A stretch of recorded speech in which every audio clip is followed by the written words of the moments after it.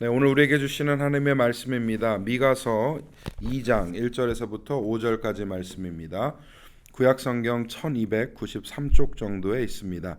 미가 2장 1절에서 5절까지의 말씀입니다. 우리 한 목소리로 합독하도록 하겠습니다. 1절부터 있습니다. 시작.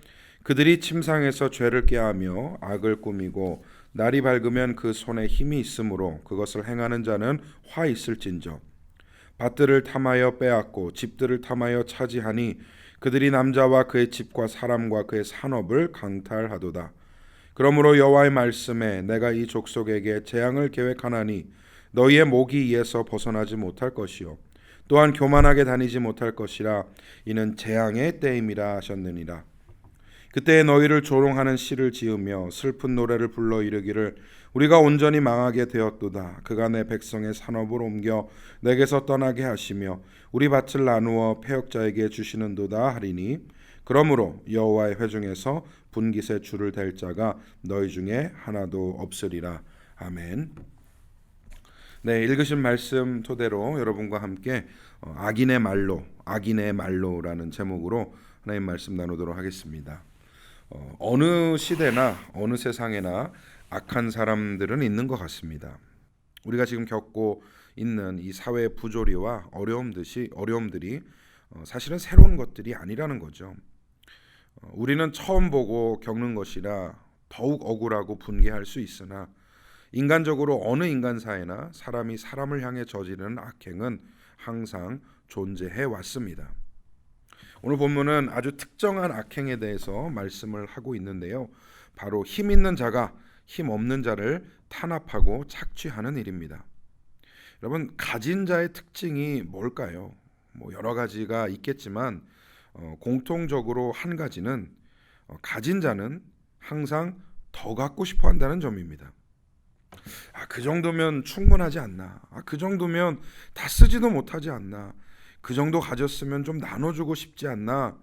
이 없는 사람 입장에서는 이렇게 생각할 수 있습니다. 그런데 가진 자는 끝까지 더 가지려 합니다. 사람의 욕망이라는 것이 끝이 없어서 항상 오늘이 부족해요. 내일은 오늘보다 더 갖고자 원하고 노력을 합니다. 그런 욕망에 사로잡혀 있는 사람에게 실제로 그 욕망을 실현시켜 줄 수 있는 도구, 힘, 즉 권력까지 있다면 주저없이 사용하고도 남을 것입니다. 실제로 그런 일들이 우리 사회에서 많이 일어나죠. 뉴스를 보면 뭔가 독재, 투기, 사기, 갑질 이런 이야기를 정말로 많이 듣지 않습니까? 강자가 약자의 골수마저도 빼먹는 일이 비일비재하게 일어나고 있습니다.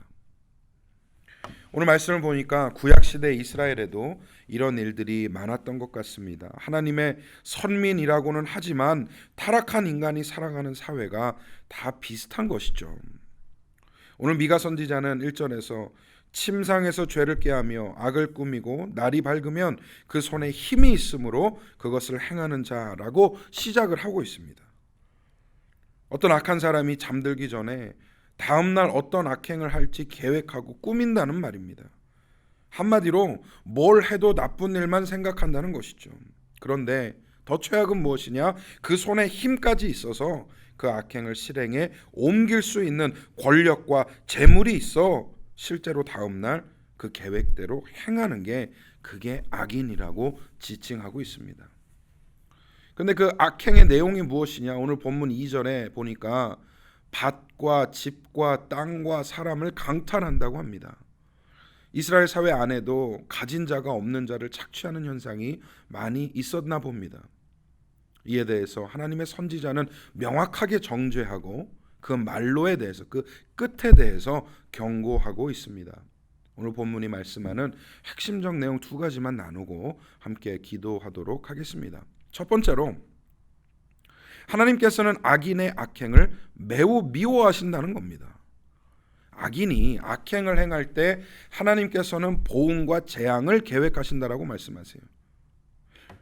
악한 사람이 나는 내일 이런 일 해야지라고 계획하면 그 시간에 하나님께서는 그래 그러면 내일 너에게 이런 보응을 줘야지라고 계획하신다는 겁니다.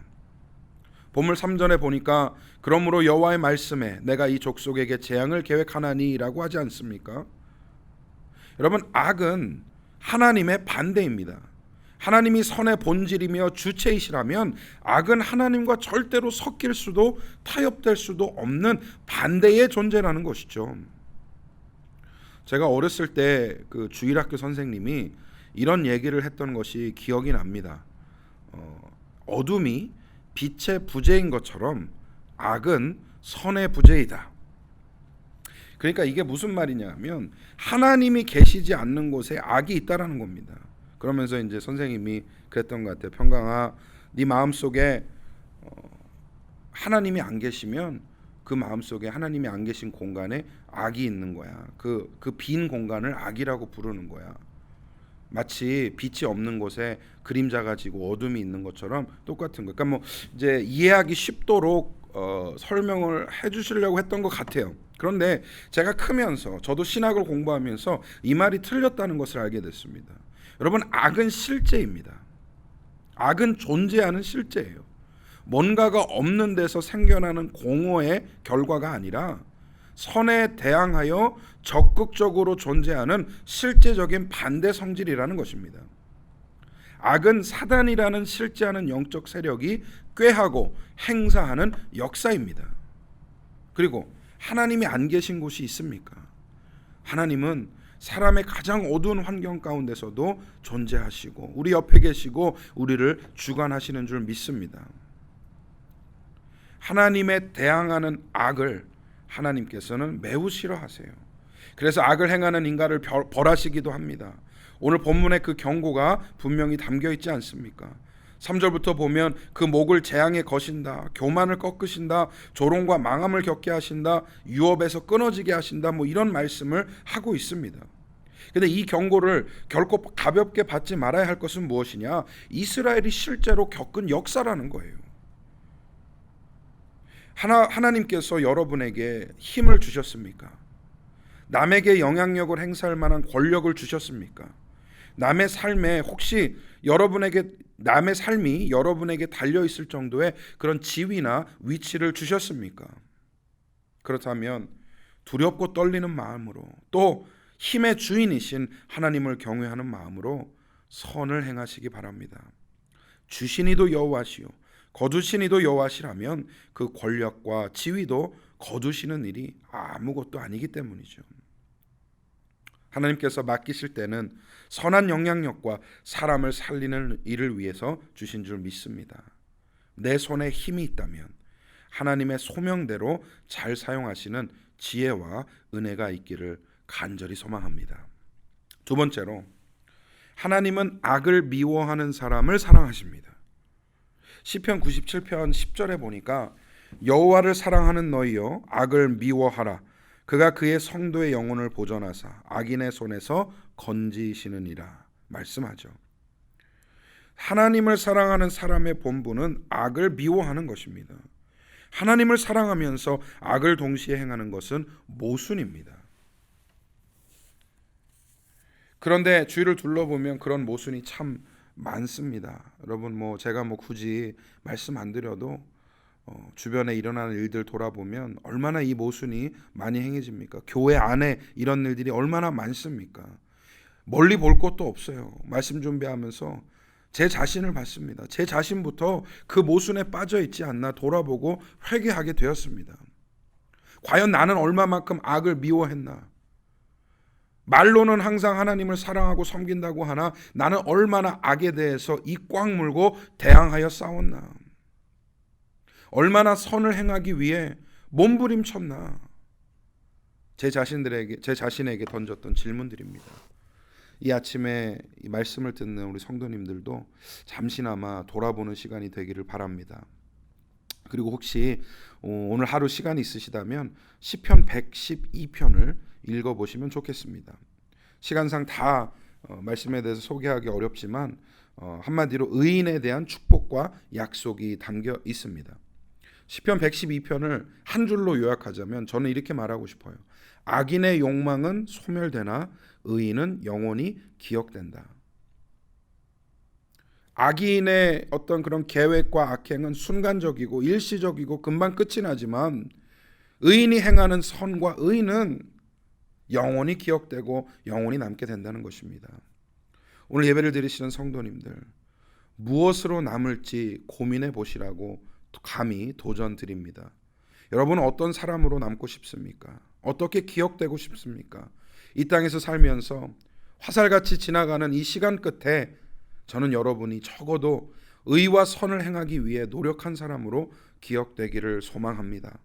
완벽할 수는 없지만 노력했고 내 자신과 싸웠고 하나님 앞에 몸부림이라도 쳐본 사람으로 기억되기를 바랍니다. 말씀 안에 거하며 악을 미워하시는 귀한 성도님들 되시기를 간절히 소망합니다. 혹시 여러분 중에 억울한 일을 당하여 낙심한 분 계십니까?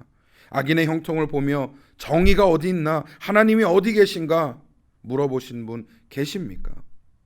잠언 24장 19절에서 20절의 말씀을 드리면서 오늘 말씀을 정리하도록 하겠습니다. 너는 행악자들로 말미암아 분을 품지 말며 악인의 형통함을 부러워하지 말라. 대저 행악자는 장래가 없겠고 악인의 등불은 꺼지리라. 성경은 반복적으로 악인의 형통이 일시적이며 끝내 보응을 받을 것이라 말씀합니다. 동시에 의인의 고통 역시도 일시적인 것이고 끝내 영원한 영광을 보게 될 것을 약속하고 있는 것입니다. 여러분, 2주간의 특세 동안 많은 은혜 받으셨죠? 아마 이제 좀 온라인이라는 어려운 환경 가운데에 진행하고 또 참여하시다 보니 뭐 어려움들도 없잖아 있었을 거라 생각을 합니다. 그러나 이번에 주제처럼 새 길을 만드시는 그 하나님이 우리 마음 가운데 찾아오시고 큰 은혜 주셨으며 기도의 응답의 역사를 이미 시작하신 줄 믿습니다. 그 은혜를 이어가시고 오늘 말씀을 들으신 모든 성도님들 바라옵기는 오늘 하루의 삶이 악한 데 미련하고 선한 데 지혜로운 성도의 삶을 사시기를 주님의 이름으로 진심으로 축원드립니다. 함께 기도하겠습니다. 먼저 오늘 주신 말씀을 생각하면서 주여 악을 미워하게 하시고 선한 영향력을 끼치는 삶을 살도록 도와주시옵소서. 이 팬데믹 상황에서도 믿음 잃지 않게 하시며 오늘 하루의 일상을 충실하게 믿음 가운데 살아낼 수 있도록 도와주옵소서. 우리 함께 기도하시고 개인 기도로 나아가겠습니다.